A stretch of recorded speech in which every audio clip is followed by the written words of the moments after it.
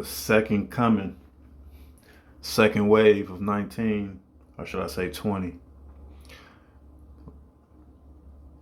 That was a hell of a prediction by this fella right here. But just get ready for things that you depend on to be targeted. Housing, food, travel. It's all going to be linked to mandatory injections.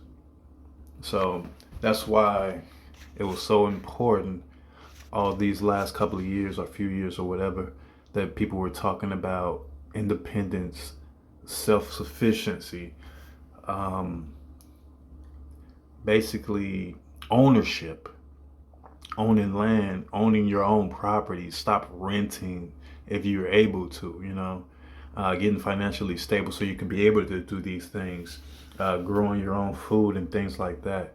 All of that stuff was important, but some people wasn't able to do that, right? Some people needed that extra hand. But all we did was just look at the people and be like, oh, well, I got to worry about my family. But if we were to come together and build financially together, those people that needed the help, it would have been very easy to accommodate them, to help build them, and maintain your own self at the same time.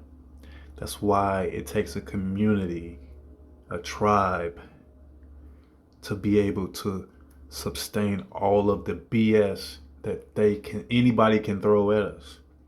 So once we understand that, then we can move forward. But other than that, if we keep going the way we're going, you could just forget everything. It's all a waste of time. All the live streams, all the conversations, all the back chats, it's all a waste of time.